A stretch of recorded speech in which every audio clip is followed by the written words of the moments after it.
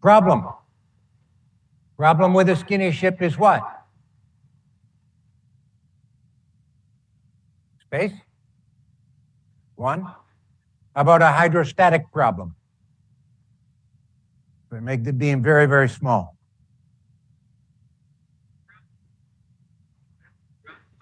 Four, stability. Yeah. Oops. I can make a very skinny canoe, but you know, now it's a full-time job keeping it steady. So, solution? How about I put two canoes? I put two canoes together. Now I have a long, skinny hull, but good stability. Bingo. Now we have invented catamaran. Catamaran. Multicasco means more than one. Have, in fact, most of the multicascos have two. In fact, I can show you, I can introduce you to quadrimaran and pentamaran. Because we do have, they are trimarans. In fact, I can show you, I can introduce you to quadrimaran and pentamaran. Defining feature, but the reason you choose a catamaran hull is to be skinny, to have length beam ratio like 20. If you have your ships in your projects, your ships in the homework problems, the ships that you have seen professionally, the fishing vessels, they are not this skinny. They are length to beam 5, maybe 3, maybe 7. They have to have multi in order to be stable. And they are still one corner of my sustension cube. They are passive hydrostatic ships. Because they're skinny, low wave-making resistance. If I put them in waves, they are still floating. So they are still responding to the waves. So all the physics that we learn of response to the waves, it's the same. There's some variations to try to change this. They are not very good at carrying heavy weight. They are still responding to the waves. So all the physics that we learn of response to the waves, it's the same. Try to show that. We get to those. Try to change this. This one is the largest catamaran that I know of. She is 150 meters. She is a ferry, passenger ferry, in between Ireland and England. You can see she's a catamaran. If we look between the hulls, you can see from a canoe point of view, from a hydrodynamic point of view, she is very skinny. 20 to 1, maybe more. This is also why, this picture also shows us why They are not so good for carrying heavy weight. If I show a picture of a tanker ship, cargo ship, fishing ship, the same picture, you will see hull full of Archimedes, and above it, we will have cargo. Oh, I need a Greek man. So this one is Archimedes. So I'm going to put Isaac Newton for gravity against the Archimedes for buoyancy. Is that okay? Do you mind my using names? Sorry. Problem with this one, all the Archimedes is here and here, but all the Isaac Newton is everywhere. So there is, I like to say in English, there is nothing holding up the middle of the ship. So don't put as much weight on it. It's very good for cargoes that are not heavy weight per unit of volume. It's in fact density of the cargo. Don't carry rocks. If you are carrying rocks, it's a bad design. Who carries rocks? Iron ore, minerals, sulfur. They're rocks. What's a very light cargo? What is a very low density cargo? Can you think of any cargo? It's hard to hear, it's really loud. Cars. Was that right? Okay. Yes? The lightest cargo that we carry in commercial shipping is people. Even for a short trip, it requires about 2 cubic meters to carry one person. If I'm carrying water, 2 cubic meters is 2,000 kilograms. If I'm carrying people, 2 cubic meters, well, maybe a Gringo Gordo after Thanksgiving, it might be 200 kilograms, but it's not 2,000 kilograms. It's by 10. People are very low density. And if it's a long trip where people have to sleep on board, they have to eat on board, we have some toilet facilities, is much more than 2 cubic meters. 2 cubic meters is standing in a telephone kiosk for the whole trip. People are the lowest density cargo in the marine trade. And people are what have been successful in the ferry boats, in the catamarans world. The catamarans have been very successful as carriers of people, as ferry boats.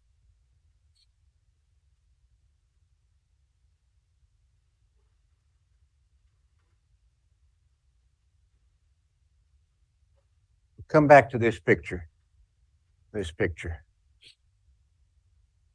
Let me give one more very slender ship trying to solve some of these challenges. Trying to solve, in particular, can I carry a more dense cargo than people? What if I have really one skinny hull, like a monohull, and I can carry a dense cargo? It's not stable, so I put a hull to each side. Again, in English, when we learn to ride a bicycle as little children, our father puts we call them training wheels. Little auxiliary, I don't know the word in ruedas de enseñar or something. Okay. Trimaran. The trimaran is a monohull with training wheels. He's a monohull, so he has the cargo carrying capacity like a monohull. There is something holding up Isaac Newton everywhere. Everywhere there is Isaac Newton, I have also Archimedes, with a small exception, but they can be relatively minor.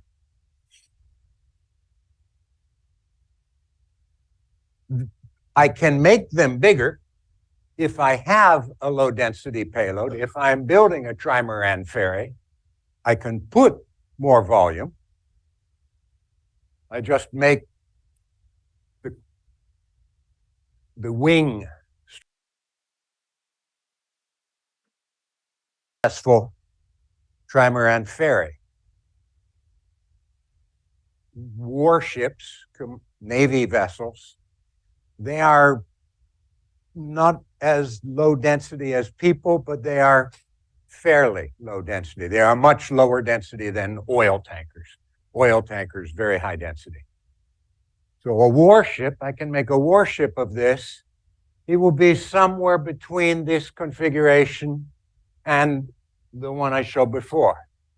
It will have maybe more wing than this, but not so much as the ferry. In fact, he'll be exactly this ship.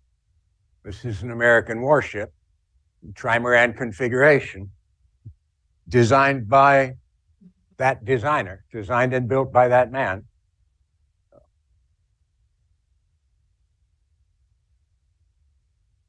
And again, you can see that it's a very skinny canoe with even smaller training wheels.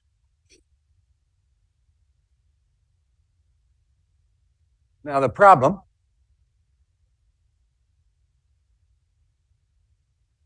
good wave-making resistance. So we're skinny. Skinny is good.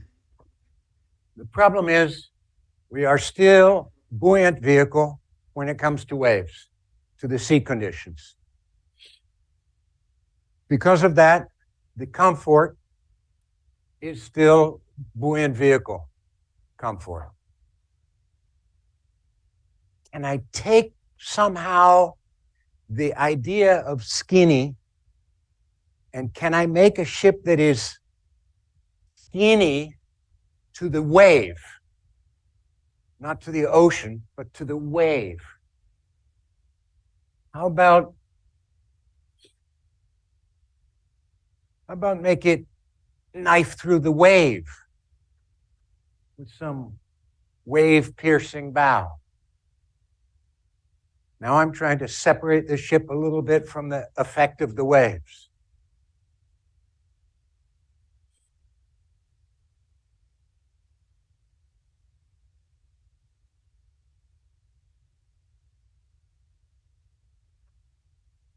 The most effective way to separate the ship from the waves, we call it a swath. It's an acronym. TH means twin hull, so it means catamaran. SWA means small waterplane area. Pequeños superficie de flotación, something. Why?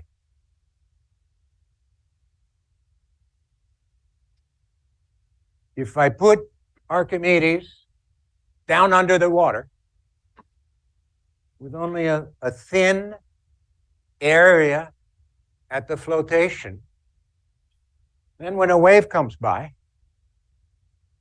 in a canoe, in monocasco or trimaran or catamaran, when the wave comes by, some gain in buoyancy, I get a bigger Archimedes, and so bigger Archimedes, Mr. Newton doesn't change, so I get a force moving up. Here I have the displacement of a 3,000-ton ship, but the waterplane area is the waterplane area of a 1,000-ton ship. So when the wave comes by, I get a small increase in Archimedes or decrease in Archimedes, increase in Archimedes. And the mass of the ship is quite large, so the motion is quite less, considerably less.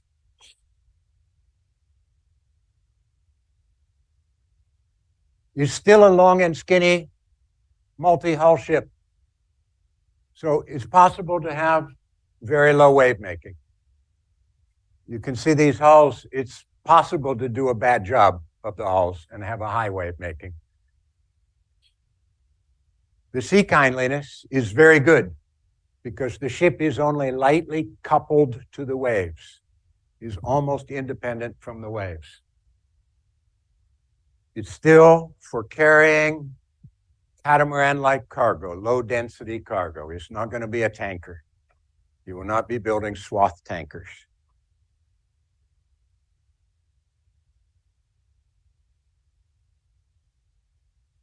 Skip that one.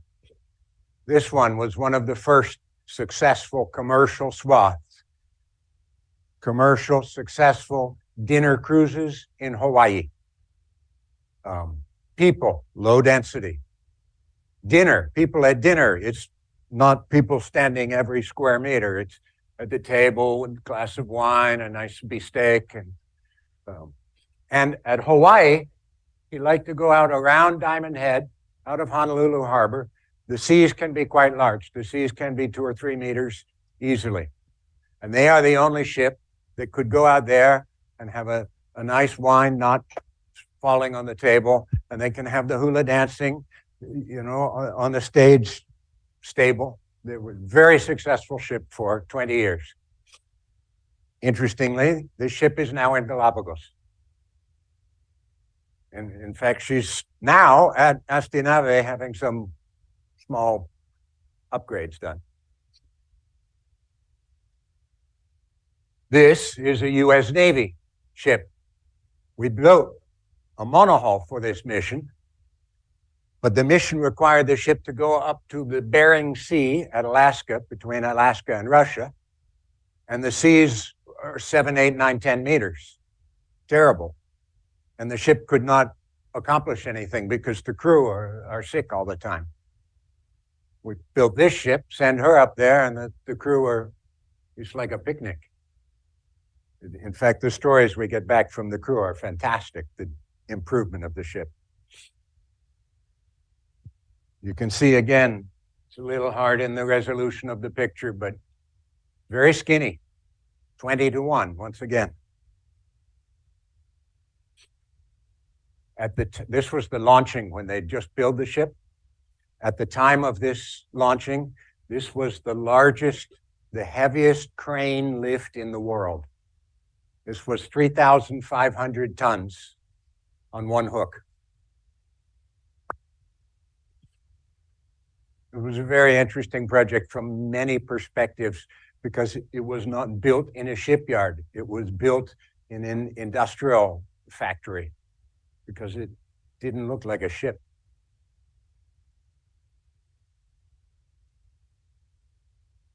I show the Navitec from Galapagos. The same customer has tried many ideas. Here is one he tried with 4 legs, called it Slice. Here's another one he built with, does it have 4 or does it have 2? It has 1 torpedo-like, submarine-like hull, but 2 struts on each side. By having 2 struts, he has even more small waterplane areas. So again, even less connection to the waves.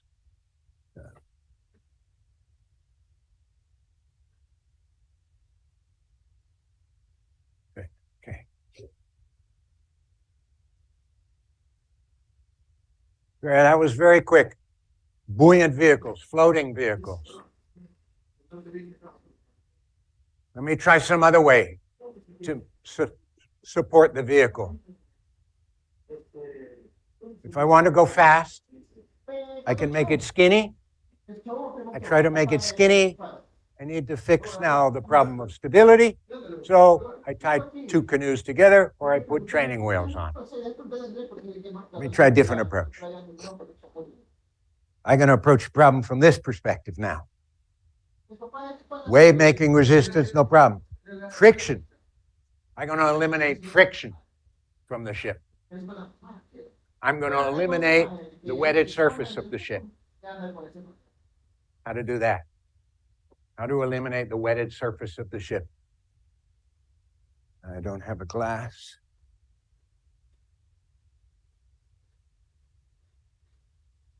I didn't bring my demonstration. I take a glass, water glass, upside down. I can make a ship like that. Now, I can take the water glass right side up. I can put it in the water and put a platform on, and it will float. Right? I could make a ship with a sort of water glass as the hull. In fact, I could make the same ship just turning the water glass upside down. We've all done it as children. You put it in, the air cannot come out, so it still is displacing according to how much weight I put on it. But now the bottom, can I say the bottom is made of air? The conventional ship, the bottom is made of steel. But in this one, the bottom is made of air. Only the sides have wetted surface. The bottom now have no wetted surface, no friction. Practically, can I do that? I use a machine to create buoyancy. Active hydrostatics. The other one was passive hydrostatics. Now I'm going to have active hydrostatics. I'm going to use a machine, an air, to create air pressure to create buoyancy. I'm going to use an air cushion to eliminate the friction of the ship. It's called a hovercraft. Is there a Spanish word for hovercraft? Another French word, aéroglisseur. It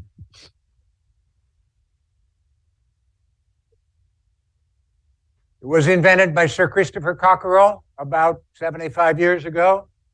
Here's a photograph of his very first air cushion vehicle. We have used it, most of us, when we play air hockey. Right? You played okay. In my class, at this point, I bring my air hockey puck to class, and we can play with it. And I can take the air hockey puck, and I can put it in a fish aquarium. Yeah, and it floats. And we can look in the aquarium. Yeah, he's making a bubble under the water equal to the weight of the air hockey machine. It's a very clever idea. We get a very good speed performance because I have very low frictional resistance. It's still Archimedes. It's still buoyancy. It still rides over the waves. The reaction is a little bit different. For carrying things, it's more like a barge because there is support under everything, under the whole area of it. Economics, it's mediocre because I have to run power even when the speed is 0. Because otherwise, it's not floating. Without the engine running, there is no Archimedes, there is no floating. Christopher Cockerell, he built this little one. He got some interest from Her Majesty's government. They built this one. It's the N1, first one. It was an amazing vehicle, blowing air, making a bubble. This you can see is the fan to kill all fans, the mother of all fans. Huge engines blowing a bubble in the water, and the ship floating, and the bubble blowing spray everywhere. It's like a ducha. It's a shower everywhere. But it worked. And then he had the idea, well, I can control the spray. I'm going to put a shower curtain around, a fabric curtain around, just to control the spray. They call it a skirt, falda. And it looks like the falda, the skirt.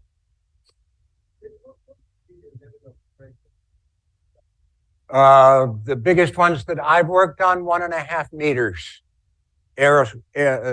hydrostatic equivalent, 1.5 meters pressure. So its atmosphere is 10 meters. So 0.15 atmosphere. And sorry, we measure them in meters because this is the depth of the hole in the ocean that he makes. It is, in fact, the draft of the ship. Equal the air pressure. Right. Yeah.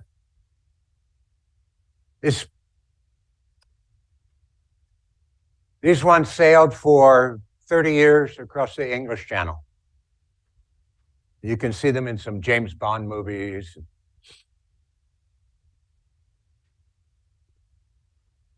Russians like them. Russians built several of different size, Soviets. Small. You can see in these last couple pictures why the military like them. The military likes them because, in fact, they can be amphibious. You know, the air hockey table is land.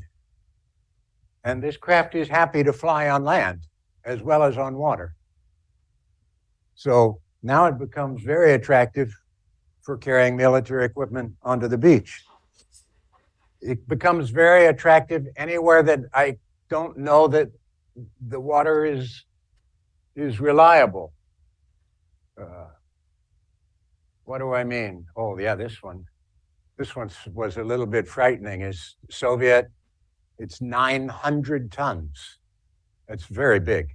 900 tons air cushion vehicle. It's the largest in the world. Ice. Ice. It's great. The problem with sailing a normal ship in ice is the water, follow the water between the ice. Oh, now it's closed with ice. What do I do? With the hovercraft, don't care. Ice, water, fly over them. Great for Alaska, the oil exploration in the Arctic. Doesn't have to be self-propelled. This one is a barge. This is a fan making the bubble. But in fact, there is a wire, and there is a wire here, and they just pull him across the river and pull him back to the other side across the river. Works because maybe the river have a lot of debris floating in it, a lot of trees and bush and things floating down. Go right under. Here's another way to pull it. This pilot, close your ears, Professor. Este pilote tiene cojones. He's flying this helicopter. Oh, helicopter. But he's like this, pulling this hover barge across the ice. Fantastic. And the blade. Amazing the courage of these pilots. A new capability. Invented because I'm trying to eliminate no wave making, but friction. But when I invented no friction, I discovered also, amphibious. Problem, I go back to those pictures. The problem, because it's amphibious, I propel it by pushing against air. Air is not an efficient thing to push against. If you're trying to propel a machine, push against the hardest surface available. If you are making a land vehicle, put tires and push against the ground. It doesn't slip. If you're making a marine vehicle, push against the water. It slips a little bit, 10%, 20%. Only if you're making a completely air vehicle, push against the air, because I don't have ground, I don't have water. So here, I have water. And I put this propeller in the water. And maybe I can make some compromise. If I put the propeller in the water, it's not going to be amphibious. But I still have the advantage of the friction. Okay? We do that. We call it the surface effect ship because it was invented in America, so I have a different name from the English name for the other one. The English say, no, it's only a hovercraft, but what you have done is you have put side walls. Instead of the curtain, the falda, the skirt around, I'm going to put walls, rigid walls. In fact, it's a catamaran. It's a catamaran, but instead of Archimedes, I got Archimedes all the way through. A little bit from steel, a lot of it from air, a little bit from steel.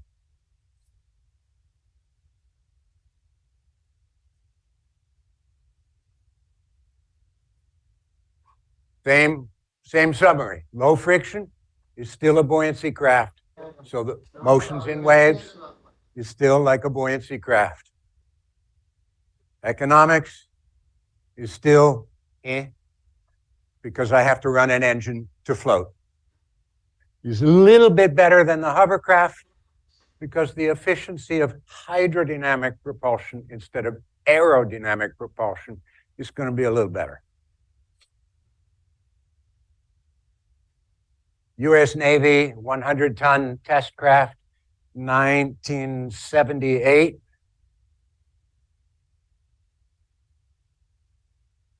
It's a rigid wall, very flat, very little shape to it, so it makes very little wave making. All of the weight is carried, 95% of the weight is carried by the air pressure. There is a 5% contribution of buoyancy from the side hulls.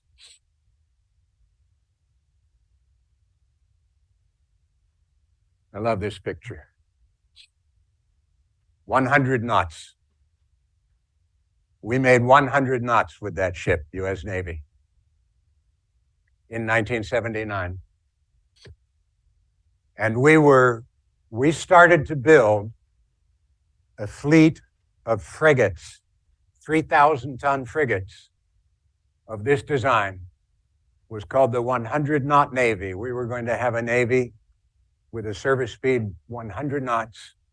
We actually began the construction, the first welding of the metal together when the Congress say, stand down, never mind, cut the project, too much money, we don't need it. Probably a good decision politically. As an engineer, very disappointing.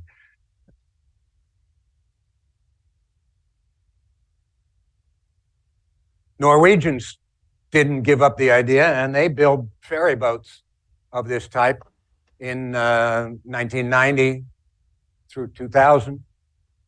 Norwegian government did build a warship of this type, Skjold. She's at least 40 knots, probably closer to 60, 400 tons ship. And all accomplishing the same thing. They are all taking the hydrostatic and moving from passive to, oh, it's under here, says the word active. Instead of getting hydrostatic from geometry, I'm getting hydrostatic from a machine.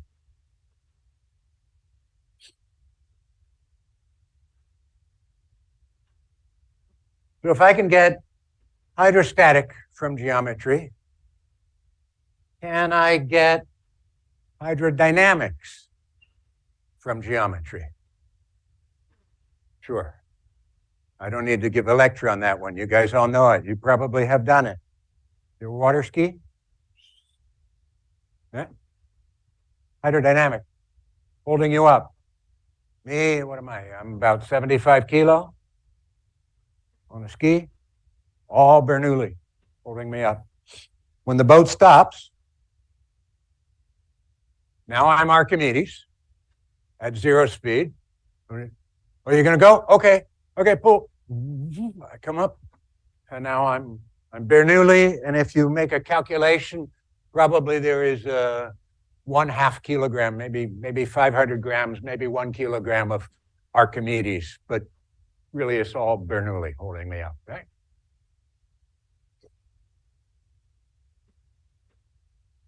Dynamic craft get their lift from speed. When they stop, they sink. A man on a water ski. For us, really, there are two practically for naval architects that we care about. What we call planing hulls, which when you are typing it in English in Microsoft Word, the spell checker is changing it automatically to planning hulls. Is not correct. Is planing hulls. You smile at that one. And planing hulls is well understood and is probably another course at ESPL. The one that is probably not a course at ESPL is hydrofoils.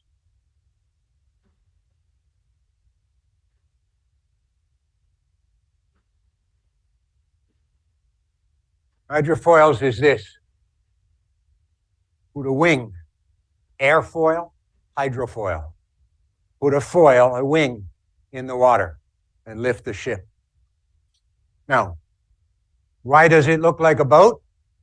Because when it stops, Bernoulli goes away, it has to become a boat. So it looks like a boat.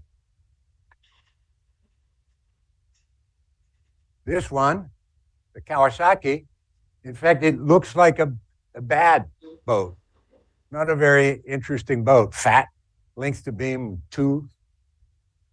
That's because it only has to be a boat when it's not moving. When it's moving, it's up on these wings. Here you see the wings. You can see them underwater.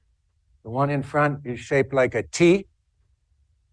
The one in back is shaped like a Greek letter pi. So there are 2 vertical and the strut across.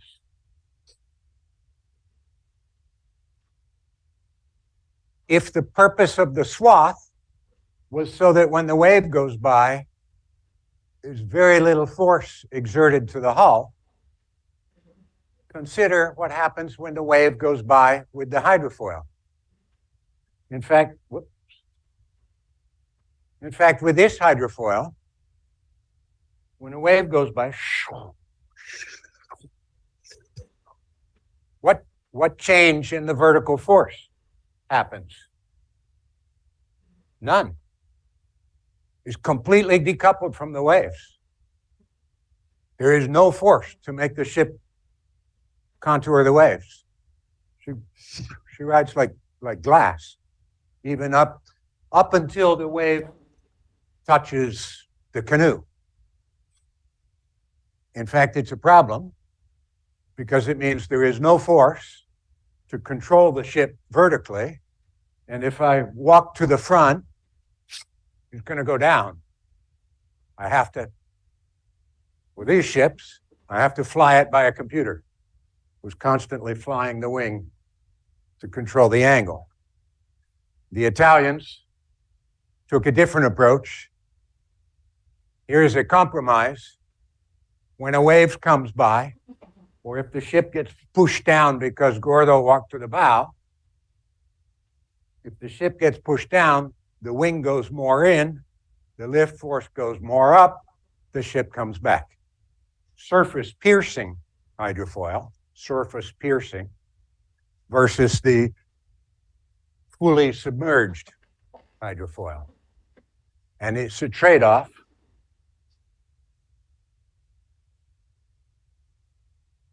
It's a trade-off of the sea kindliness, how much you want to decouple from the excitation force.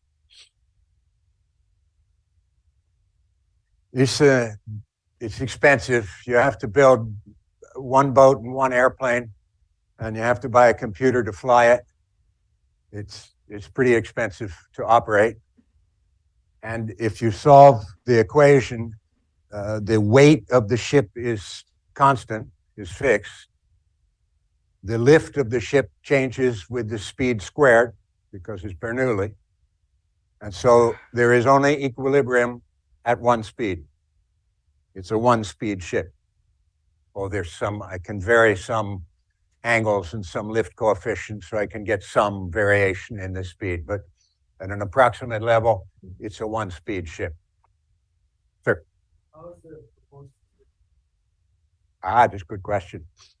All of these? No, not all of these. Don't have a good picture. The Italian one is crazy. You see there are no windows? The engine is amidships. The engine is amidships pointed the wrong direction. The shaft goes this way.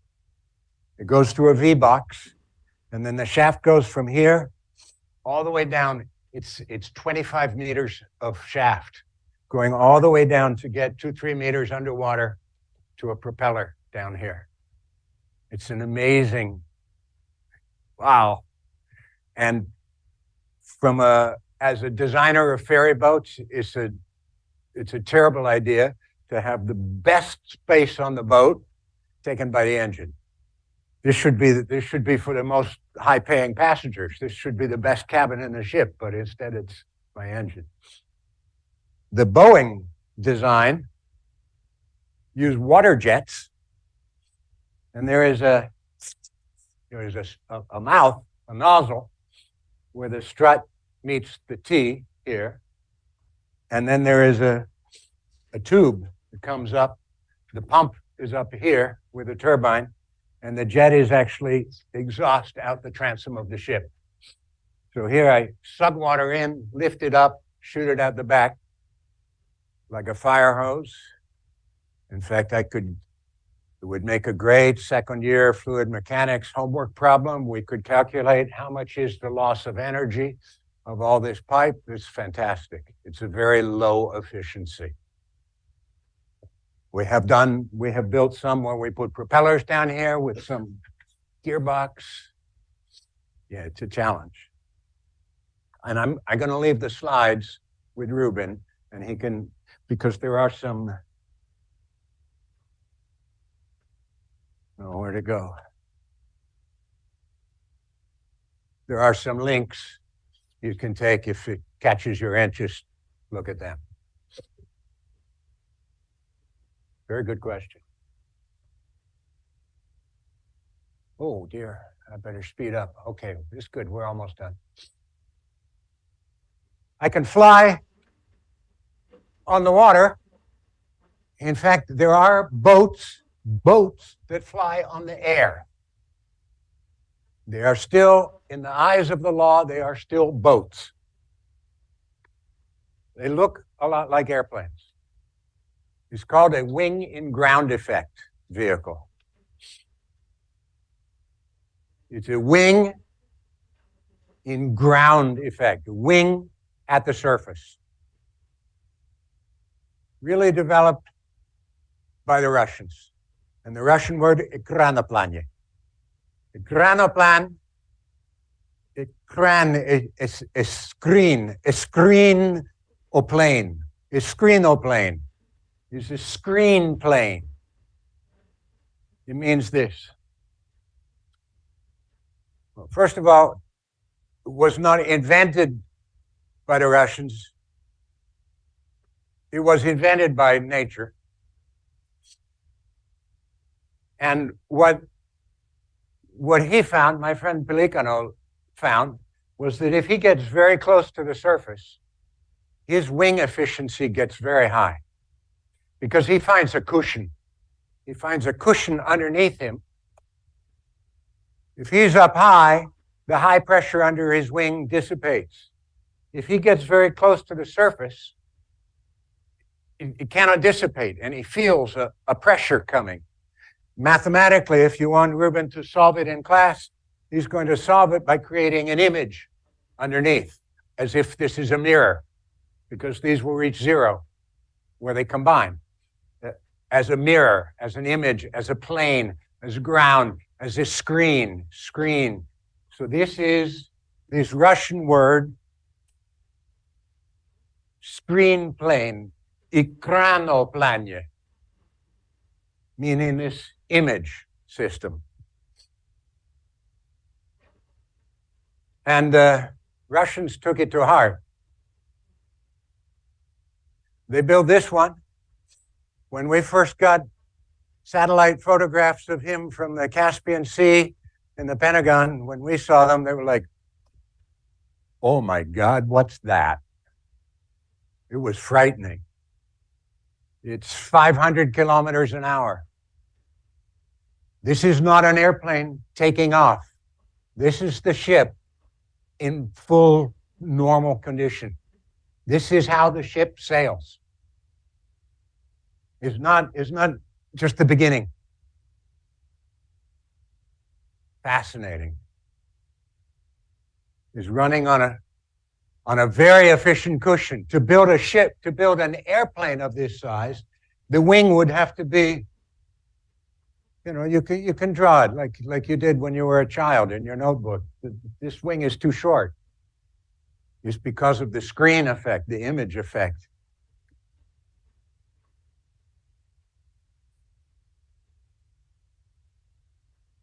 What happened with him? There it is, by the way, when it is transitioned into pure Archimedes. So he is stopped and waiting, and you can barely see some men standing on the deck of the ship.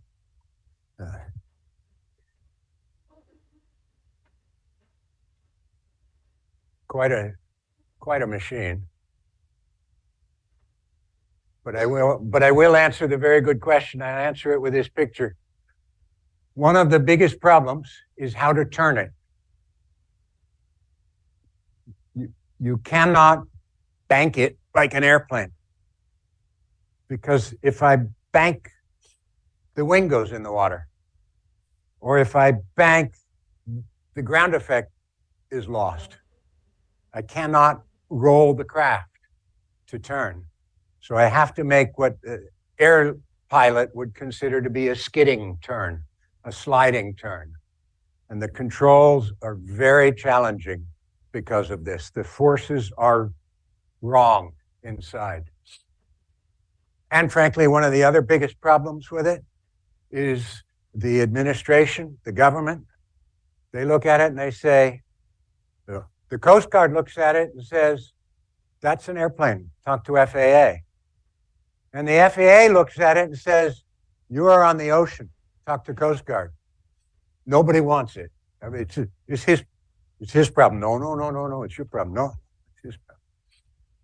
And it's been a big barrier. Oh, it's 2 minutes after.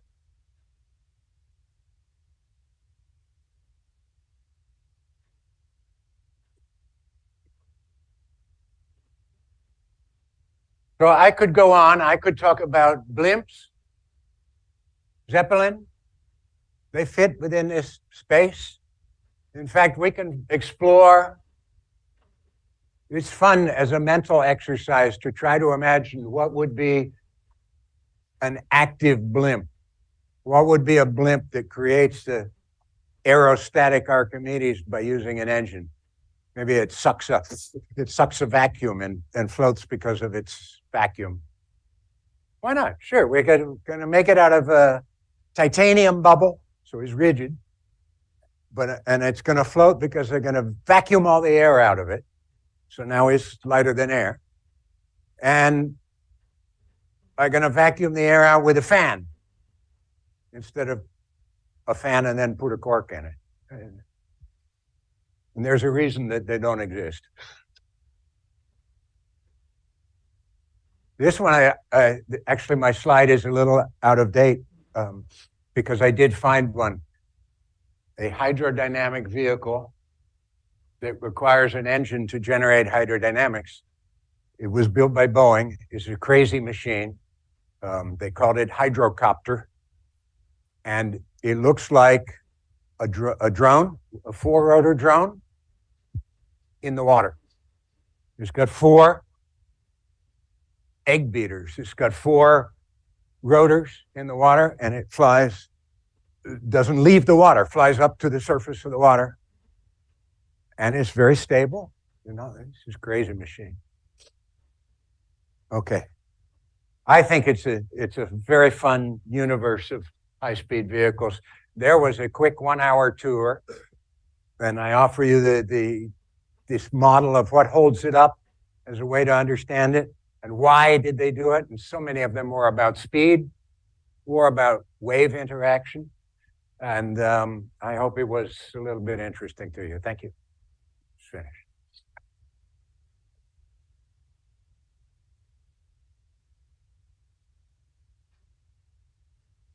Any question, any comment? Okay, I'll make a commercial. If you are really interested, buy my book. The course that I described, I wrote it into a book. It's on Amazon. But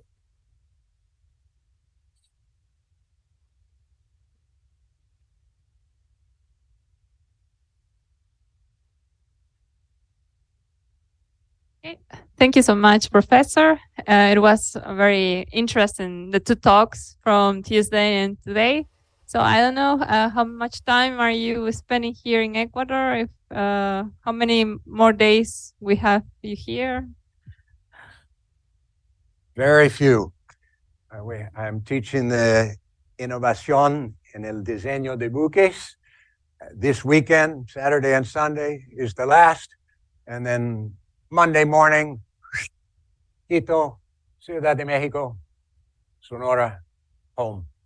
Home to my yacht, home to my barquito. Yeah, I'm ready. Home to some cervezas in la playa. And it's going to be okay. It has been a lovely time to Ecuador. I really have appreciated the hospitality. What my wife and I both have commented, the Ecuadorian people are very welcoming. So thank you. You or your cousin or your grandmother, who have welcomed us. Thank you very much for that. And I hope that also I have been friendly. Really, if you have a question, you have some idea, next month, you just, what he said about, please, send me an email. It's fine. Maybe I don't answer the next day or a couple of days. I'm on the playa with a cerveza, but I like to answer your questions. Thank you.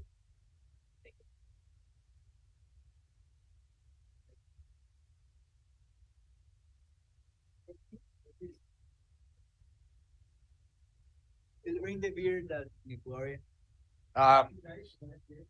You know, the problem is I say I'm going to drink a beer on the beach. Actually, I don't like beer. It's going to be a tequila, it's going to be margarita, or it's going to be a copa de vino tinto. So, sorry.